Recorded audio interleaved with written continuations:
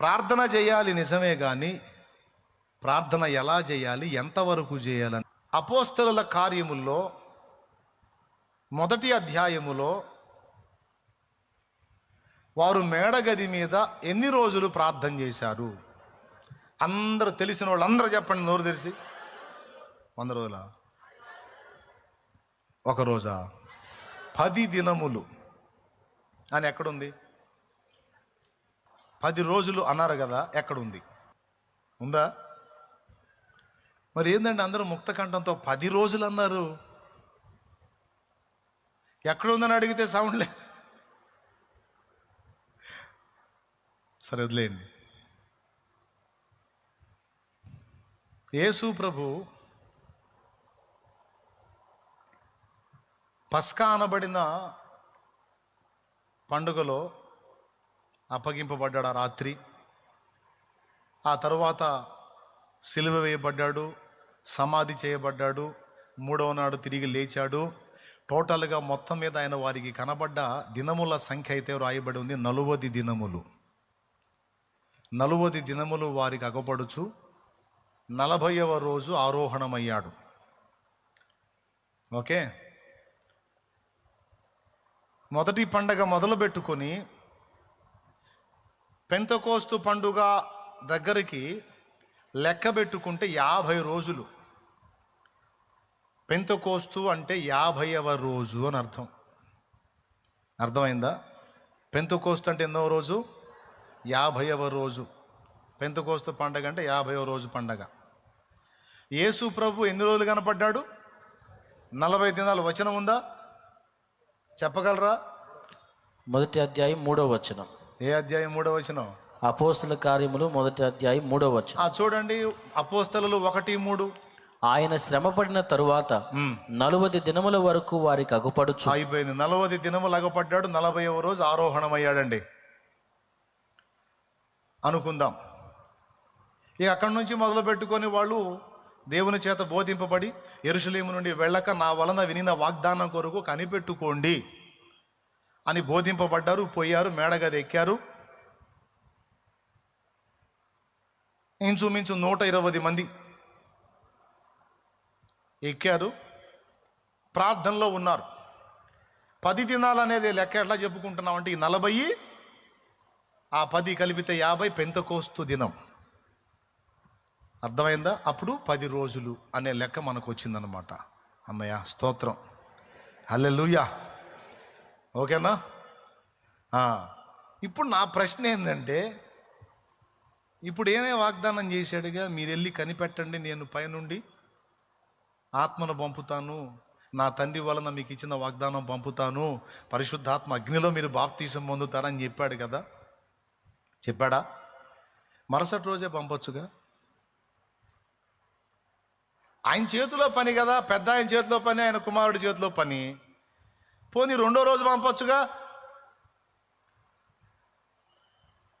10 దినాలు ఎందుకు వాళ్ళని కనిపెట్టనిచ్చాడు? 10 దినాలు ఎందుకు వాళ్ళని నిరీక్షించనిచ్చాడు అంటే, దానికి ఒక ఆత్మీయ పాఠం ఉంది. దాన్ని మినహాయిస్తే మనకు ఒక పాఠం ఉంది. ఆత్మీయ పాఠం ఈసారి ఎప్పుడన్నా చెబుతా. అచ్చంగా ఒక్క పాఠమే ఒక ప్రసంగం అంతా అయిపోయింది కాబట్టి దాన్ని ఈసారి ఎప్పుడన్నా చెప్తా.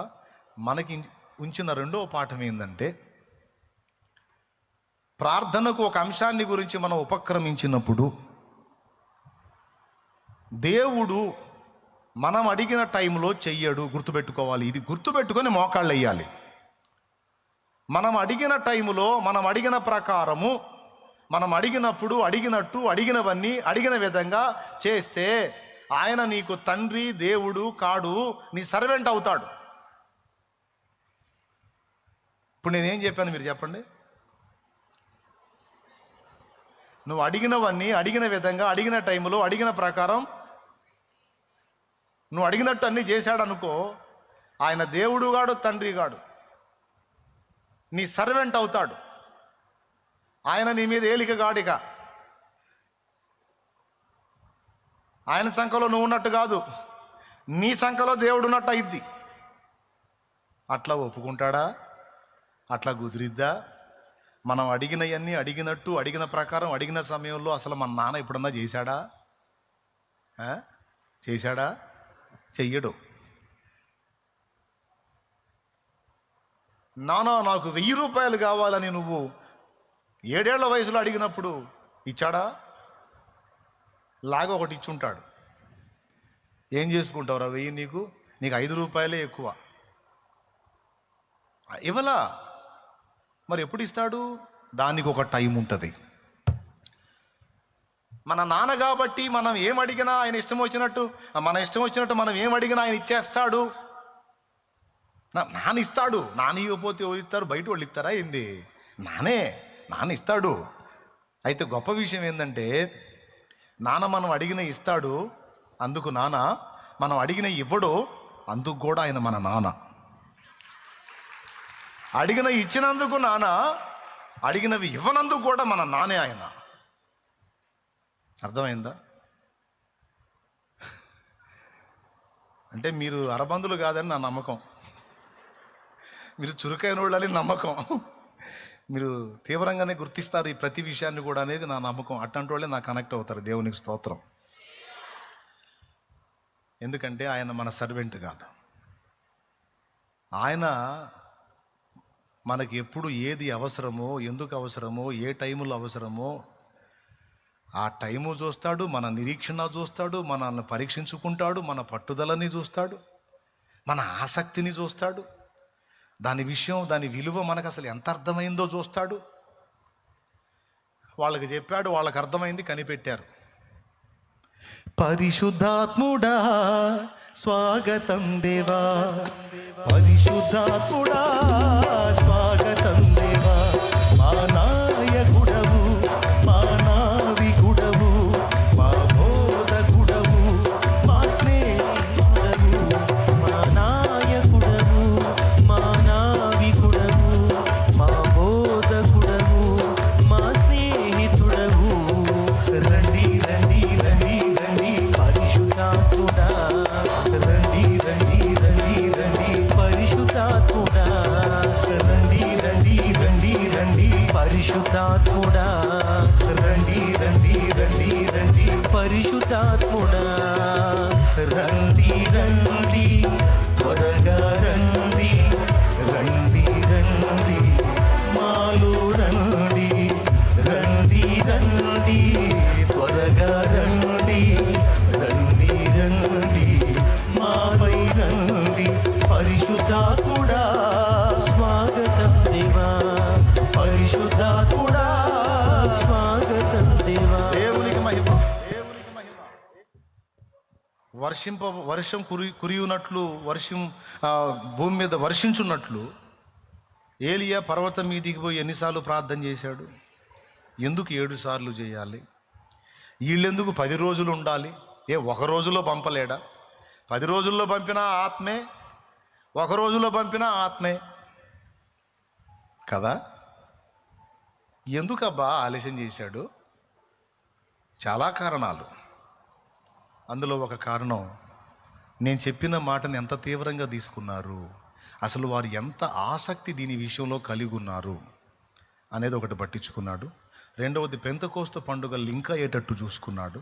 దానికి ఒక ఆధ్యాత్మిక పాఠం ఉంది, అది లింక్ అయ్యేటట్టు చూసుకున్నాడు. 2, మూడవది, యూదులందరూ గ్యాదర్ అయ్యారా లేదా, రక్షింపబడాల్సిన సరుకంతా చేరిందా లేదా అనేది చూసుకున్నాడు.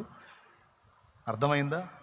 ఆ టైముని, వాళ్ళ గ్యాదరింగ్ని, వీళ్ళ ఆసక్తిని అండ్ ఆధ్యాత్మిక పాఠాన్ని జస్ట్ మచ్చుతున్నగలాగా 3 విషయాలు ఇంకా పరిశీలిస్తే బోల్డ్ అన్ని.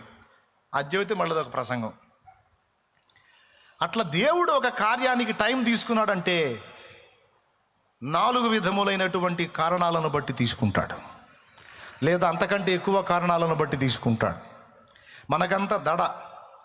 నేను అడిగాను అయిపోవాలి, అడిగాను అయిపోవాలి, నేను ఇవాళ ఉద్యోగం అడిగాను రేపే రావాలి.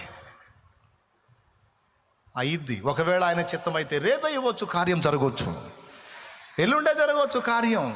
దాని అవసరతను బట్టి, నీ పరిస్థితిని బట్టి, నిర్ణయ కాలాన్ని బట్టి ఆయన సంకల్ప ప్రకారం ఇస్తాడు. అయితే గమనించాల్సింది ఏంటంటే, ఒక కార్యాన్ని దేవుని యొద్ద పొందుకోవటానికి నువ్వు దేవుని ముందుకెళ్ళి మోకాళ్ళు ఊనినప్పుడు అది నీవు సిద్ధింపజేసుకునేంత వరకు వదలక ప్రార్థించాలి. విసుకక ప్రార్థించాలి. అది ఎన్ని రోజులన్నా బట్టని కూర్చోవాలి.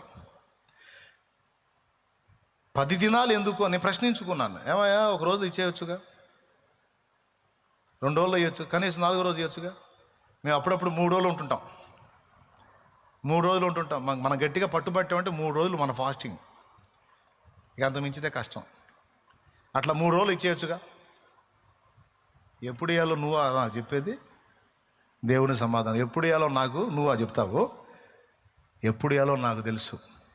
నేను ఇచ్చేంత వరకు కనిపెట్టుకొని నా బల్ల దగ్గర, గడప దగ్గర కాచుకొనివాడు ధన్యుడు.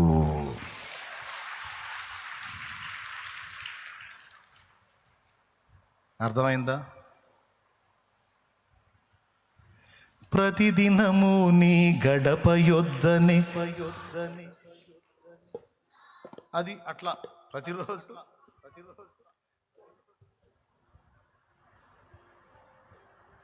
ఏమండి ఎందుకులే, మళ్ళీ మీరు ఛాయ్ తాగుదురు కానీ. ప్రతిదినము నీ గడప యొద్దనే కాచుకొని కూర్చున్నాము, రక్షించమని నిన్నే వేడుకున్నాము. మగలిగిన యేసు దైవమా, నీవే మాకు శరణం. ప్రేమ కలిగిన యేసు దైవమా, నీవే మాకు శరణం. పాపుల కోసం చింది ఉన్న నీ రక్తమే మాకు అభయం. పాపుల కోసం చింది ఉన్న నీ రక్తమే మాకు అభయం. దేవా దర్శించుము, దేవా దీవించుము, దేవా దర్శించు మా దేశం, మా భారతదేశం. విజ్ఞాపనలు చేశాము మా దేశ ప్రజల కోసం. దేవా దర్శించు మా దేశం, మా భారతదేశం. విజ్ఞాపనలు చేశాము మా దేశ ప్రజల కోసం.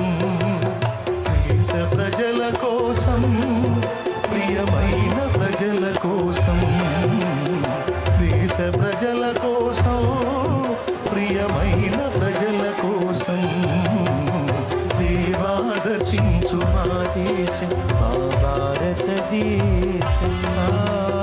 విజ్ఞాపనలు చేశాము మా దేశ ప్రజల కోసం. ముగింపులో బిడ్డలారా గుర్తుపెట్టుకోండి, అది నీ కుటుంబ సమస్య అయినా, అప్పుల బాధ అయినా, ఆర్థిక ఇబ్బంది అయినా, శరీర రోగమైనా, వ్యక్తుల్లో మార్పు అయినా, నీ కుటుంబ సభ్యుల్లో మార్పు అయినా, నీ జీవితంలో కార్యాలైనా, నీ బిడ్డల జీవితంలో కార్యాలైనా, ఇవి శరీర సంబంధమైనవైనా, ఆత్మ సంబంధమైనవైనా, దేవుని యొద్దకు నువ్వు వచ్చినప్పుడు దేవుడు నీ ఎడల కార్యము చేసేంత వరకు నీవు విసుగు కొనరాదు, విస్మరించరాదా. ఎన్ని అడిగినా ఏం మారట్లా, ఎన్ని చేసినా ఏం జవాబు రావట్లా, ఎంత కనిపెట్టుకున్న విసుగొస్తుంది కానీ ఏం కార్యం జరగట్లా అనే ఫీలింగ్లోకి నువ్వు వెళ్ళరాదు. వెళ్ళావా? ఇప్పుడు వాళ్ళు 1 రోజు కాచుకొని, 2 రోజులు కాచుకొని, 3 రోజులు కాచుకొని ఎంత ప్రార్థించినా ఏదీ లేదుగా. అబ్బాయి ఇట్లనే కూర్చుంటే టైం వేస్ట్ అయిపోయిద్ది. మనం ఆత్మల భారంతో పరిగెత్తొద్దు. పదండి పోయి సేవ చేద్దామని పోతే అయిపోయేది వాళ్ళ పని. ఇదంతా టైం వేస్ట్ కార్యక్రమం. దేవుని శక్తి కొరకు దేవుని సన్నిధిలో కాచుకొని ఉండుట టైం వేస్ట్ కార్యక్రమం. వెళ్ళి పోటు పొడుద్దామని పోయినట్టయితే అభిషేకం వాళ్ళ మీదకి వచ్చేది కాదు. ఒక్క దినమంది 3000 మంది రక్షణ కార్యం చూసేవాళ్ళు కాదు. మంకు పట్టు పట్టారు, మొండి పట్టు పట్టారు. నువ్వు కార్యం చేసిందాక కదలము ప్రభువా అని ప్రార్థించటం కొనసాగారు. దేవుడు అనుకున్న ప్రకారము వాళ్ళు కాచుకున్న దాన్ని బట్టి వాళ్ళందరి మీదిగా ఆయన శక్తిని పంపాడు. ఈరోజు సేవకుల హృదయాల్లో భారం రావాలి. దేవుని శక్తి నీ మీద పని చేయకుండా, దేవుని ప్రభావం నీలో నుండి ఆత్మలను దర్శించకుండా ఒక ఉజ్జీవం నీ ద్వారా జరగదు. ఒక గ్రామమైన, పట్టణమైన, ప్రదేశమైన, ప్రాంతమైన నీ ద్వారా కదలాలి అంటే దేవుని ప్రభావంతో నువ్వు నింపబడాలి. దేవుని శక్తి నీలో కార్యరూపం దాల్చాలి. దేవుని శక్తి నీలో నుండి బయలు వెళ్ళాలి, అనేకులను దర్శించాలి. సేవకుడు సేవ సంబంధమైన విషయాల గురించి చెప్తున్నా. అది జరిగేంత వరకు దేవుని సన్నిధిలో ఓపికతో కాచుకోవాలి. మీకు కూడా చెప్తున్నా, మీరు కూడా అనేక ఆత్మల్ని రక్షించున్నట్లు, అనేక జీవితాల్లో కార్యాలు చూచున్నట్లు, మీ బ్రతుకుల్లో కూడా కార్యాలు చూచున్నట్లు దేవుని సన్నిధిలో పట్టుదలగా ఓపికతో విసుగక నిత్యము ప్రార్థించాలి. గుర్తుపెట్టుకో, నువ్వు ప్రార్థించే ప్రతి దినము లెక్కించబడుతుంది. నువ్వు ప్రార్థన చేసే ప్రతి సమయము లెక్కించబడుతుంది, సంఖ్య రాయబడుతుంది. తెలుసా? ఏలియా 7 సార్లు ప్రార్థించాడని ఎట్లా చెప్పావు నువ్వు? దేవుడు రాయిస్తే చెప్పావు. అంటే ఎన్నిసార్లు ప్రార్థించాడో కూడా లెక్క రాసుకున్నాడు దేవుడు. ఆశ్చర్యం అనిపించట్లా మీకు? పనివాణ్ణి బొమ్మన్నాడు, దేవుడు వాన కురిపిస్తానన్నాడు రా, ఇంకా వాన పడలేదు, నేను ప్రార్థన చేస్తాను, ఆ సముద్రం వైపు చూడరా మెరకెక్కి, ఏమన్నా మేఘం సముద్రంలో నుంచి పైకెక్కిద్దేమో. పాపం పోయి మెరకెక్కి చూసి వచ్చాడు. దైవజనుడా ఏమీ కనపడలేదు. అవునా, ఇంకోసారి పోయిరా, మళ్ళీ ప్రార్థన చేస్తానని అట్లా 6 సార్లు చేశాడు. పాపం పోవటం, ఆ మెరకెక్కటం, రావటం, పోవటం. ఏమీ కనపడలేదు దైవజనుడా, అట్లయితే ఈ మారుబో అని 7వసారి పంపించాడు. మోకాళ్ళ మధ్య తలబెట్టుకొని మళ్ళీ ప్రార్థన చేయటం మొదలుపెట్టాడు ఏలియా. అప్పుడు పరిగెత్తుకుంటూ వచ్చాడు, దైవజనుడా అరచెయ్యంత మేఘము ఆకాశమునకు ఎక్కుచున్నది అన్నాడు. అప్పుడు ఆపాడు ప్రార్థన. అప్పుడు ఆపాడండి ప్రార్థన. ఈ మధ్యలో ఎన్నిసార్లు జరిగిందో ఆ సంఖ్య దేవుని ఆత్మ రాయించాడు గ్రంథములు, 7 మారులు అని. రిజల్ట్ వచ్చేంత వరకు ఎలీషా ఎన్నిసార్లు మునగమన్నాడు నయమాన్ని? 7 మార్లు. 7వ మారు మునిగినప్పుడు వాని దేహము పసిపిల్ల వాని దేహము వలె మారిపోయింది.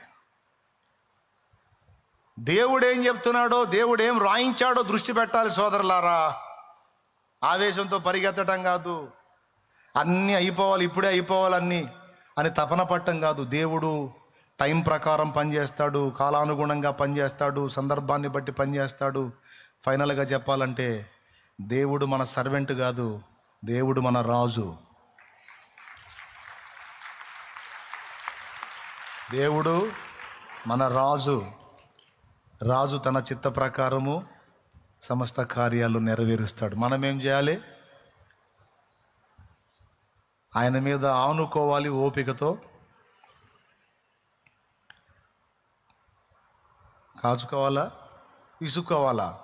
కొంతమంది అప్పుడప్పుడు నా దగ్గరికి వచ్చి, ఆ దరిద్రుడు మారాలని ఎన్నిసార్లు ప్రార్థన చేస్తున్నా వాడు మారి సావట్లేదన్నా, నేను చచ్చినా వాడు మారేటట్లేడు, ముదనష్టపోడు. ఎవరంట? ముదనష్టపోడు. నేను చచ్చిన దాకా మారేటట్లేడు దరిద్రుడు. ఎన్ని రోజుల నుంచి, సంవత్సరాలు అయిపోయింది వాడి కోసం ప్రార్థన చేస్తా. నేను చెబుతున్నాను, చచ్చిపోయిన దాకా చెయ్యి. మరి దేవుడితో ఆ మాటే చెప్పు, నేను చచ్చిపోయిన దాకా చేస్తానే ఉంటా ప్రభువా అని చెప్పు దేవుడికి.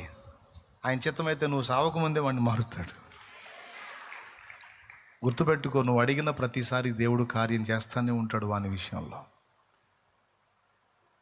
ఎన్నిసార్లు నువ్వు ప్రార్థించిన ఆ ప్రార్థన ఎప్పుడు వ్యర్థంగా పోదు. నువ్వు అడిగిన ప్రతిసారి దేవుడు సరుకులు సిద్ధపరచుకుంటూ ఉంటాడు, ఖచ్చితంగా కార్యం జరిగింది. దానియేలు మోకాళ్ళు వేశాడు దర్శన భావం తెలుసుకోవటానికి. 21 రోజు అయింది లేవలా. 21 రోజు తర్వాత గాబ్రియేల్ దూత వచ్చి చెప్పాడు, బిడ్డ నువ్వు రాజాదిరాజు ముందుకు వచ్చావు, విసుగక ప్రార్థించమని లూకా 18లో యేసయ్యే చెప్పాడు. అంటే ప్రార్థన చేసేవాడికి విసుగు వచ్చిద్దని యేసయ్యకు తెలుసు. మన ఫీలింగ్స్ అసలు ఏముంటాయి, ఎలాంటి ఫీలింగ్స్ ఉంటాయి మొత్తం తెలుసు ఆయనకి. ఎందుకంటే మనల్ని చేసినోడు ఆయనేగా. దేవునికి స్తోత్రం కలుగును గాక. ఓకేనా? నా ప్రార్థనలను ఆలించువాడవు, ప్రార్థనలన్నీ నెరవేర్చువాడవు, నా ప్రార్థనలను ఆలించువాడవు, ప్రార్థనలన్నీ నెరవేర్చువాడవు, మాట తప్పని దేవుడ నీవు, మాట తప్పని దేవుడ నీవు, మనవులను మన్నించిన మదిలో వ్యధను తొలగించ ఉంచిన నీకే నా స్తోత్రము, స్తోత్ర సింహాసనం నీకే నా స్తోత్రము, స్తోత్ర సింహాసనం. యేసయ్యా నా ఘన దైవమా, నా అభిషేక తైలమా, ఆనంద సంగీతమా, నా ఆనంద సంగీతమా, నీకే నా స్తోత్రము, స్తోత్ర సింహాసనం నీకే నా స్తోత్రము, స్తోత్ర సింహాసనం. యేసయ్యా నా ఘన దైవమా. ఇప్పుడు చెప్పండి, 4 రోజులు ప్రార్థన చేసి విసుక్కొని హ్యాబా ఇదే ఇచ్చా లేదా లేవా అని వదిలేస్తావా? యేసయ్యా నేను నీ మీద అలిగా, నేను ప్రార్థన చేయనే, ఎందుకంటే 3 రోజులు చేశాను నువ్వు సాయం చేయలే అని అలుగుతావా? అలిగి ప్రార్థన మానేసి తిరుగుతావా? నోను. అపోస్తులు అలా వెళ్ళినట్టయితే అగ్ని పొందేవాళ్ళు కాదు. పట్టుబట్టారు, అక్కడే కూర్చున్నారు, అభిషేకం పొందారు. దానియేలు దర్శన భావం చెప్పట్లేదులే దేవుడని లేచి వెళ్ళిపోయినట్టయితే గాబ్రియల్ వచ్చి చెప్పేవాడు కాదు. తిండి తిప్పలు మనసు అలాగే కూర్చున్నాడు, దేవుడు మాట్లాడాడు. ఏలియా ఎంత ప్రార్థన చేసినా జవాబు రావట్లేదులే, ఇంకొచ్చారా బాబా, మూడు సార్లు పోయి వచ్చా, పాపం నీకు కూడా కాళ్ళ నొప్పులు పుడుతున్నాయి, నాకు కూడా కాళ్ళ నొప్పులు పుడుతున్నాయి అని మానుకున్నట్టయితే అరచేయంత మేఘం పైకి ఎక్కేది కాదు. ఓపికతో గాచుకున్నారు, విసుగక ప్రార్థించారు. ఇది కదా పాఠం. కాబట్టి దేవుని స్పష్టమైన కార్యాలు ఈ దినాల్లో కూడా దేవుడు చేయగలడు. మనము పట్టుబట్టి ప్రార్థన చేయాలి. దేవుని శక్తి దిగి వచ్చినట్లు మనం ప్రార్థన చేయాలి. ఏమని అడుగుదాం? దేవా నీ శక్తిని దిగిరాని అయ్యా, నీ ప్రభావాన్ని దిగిరాని ప్రభువా, నా జీవితంలో నీ కార్యాలు జరగాలి. అన్యజనులు నన్ను చూసి నవ్వుతున్నారు, నీ దేవుడేడి అని అడుగుతున్నారు ప్రభువా. నా దేవుడు ఎలాంటి వాడో, ఎంత శక్తిమంతుడో, నా నష్టాన్ని కూడా లాభంగా ఎలా మార్చగలడో, నా వైఫల్యాన్ని విజయంగా ఎలా మార్చగలడో, నా ఎడల ఎలాంటి కార్యాలు జరిగించగలడో, నన్నెంత మహిమకరంగా నిలబెట్టగలడో వాళ్ళు తెలుసుకోవాలి ప్రభువా. బలవంతుడా నీ బాహు చాపయ్యా, నీ కార్యాలు జరిగించయ్యా. దేవా దిగిరాయ్యా, దేవా దిగిరాయ్యా. నీ శక్తి నేను అనుభవించాలి, నా ప్రజలు అనుభవించాలి. అడుగుదామా? రాకడ సమయం ఆసన్నమైనది, శక్తితో నన్ను నింపమని ఆత్మ మూల్గుచున్నది.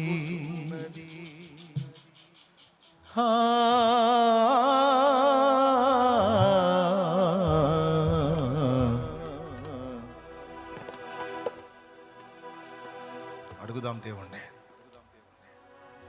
పట్టుబడదాం. ఈ చివరి మాట కూడా గుర్తుపెట్టుకో, అడగంగానే చేసేయడు. నీ ఓపికను, నిరీక్షణను, సహనాన్ని, విజ్ఞాపనను, నీ ఆసక్తిని పరీక్షిస్తాడు ఆయన. ఏం పరీక్షించే హక్కు ఆయనకి లేదా?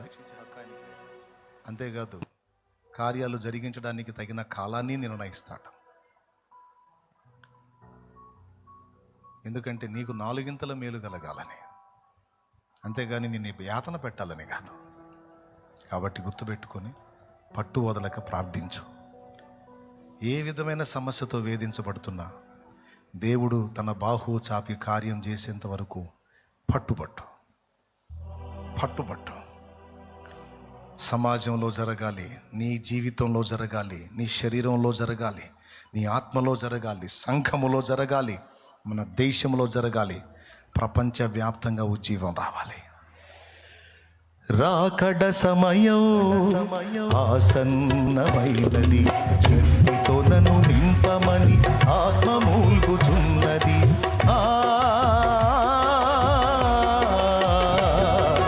రాకడ సమయం ఆసన్నమైనది, శక్తితో నన్ను నింపమని ఆత్మ మూల్గుచున్నది. ఆరంభ సంఘము